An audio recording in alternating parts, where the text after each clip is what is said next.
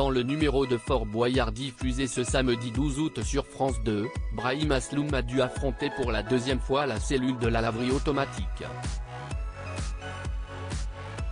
Après avoir échoué en 2018, il n'avait cette fois plus droit à l'erreur selon la règle imposée par le père Fouras. Le sportif a donc mis toutes les chances de son côté pour triompher, quitte à opter pour une solution improbable. Une émission riche en surprises. Ce samedi 12 août sur France 2, dans le cadre d'un nouveau numéro de Fort Boyard, l'équipe menée par Elsa Fayer a eu droit à l'atout des revenants imposés par le père Fouras. Dans le cadre de cette mécanique, des épreuves mythiques et des personnages légendaires sont revenus le temps d'une soirée. En cours d'émission, l'ancien boxeur Brahim Asloum a dû affronter l'épreuve de la laverie automatique, encouragé par ses coéquipiers, l'animateur radio Fred Musa, l'animatrice télé Yasmine Ouguili, le danseur Jordan Mouirak et l'aventurier Théa Youra. La laverie automatique est une épreuve que Brahim Asloum connaît bien pour l'avoir déjà subie en 2018 et y avoir échoué.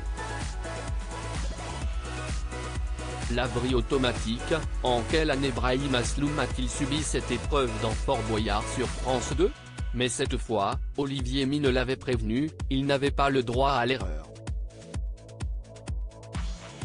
La carte atout, disponible à l'entrée de la cellule portait en effet la mention suivante, Brahim, pas le droit de se rater une seconde fois.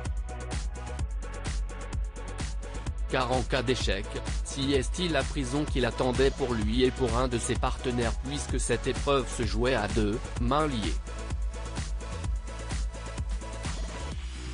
Si est-il donc accompagné de Fred Musa que Brahim Asloum a tenté de récupérer la précieuse clé.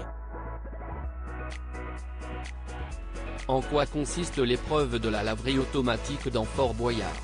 Si les premiers instants se sont révélés laborieux puisque les deux candidats n'ont eu de cesse de tomber dans le tambour géant tournant en permanence, le sportif a opté pour une solution originale.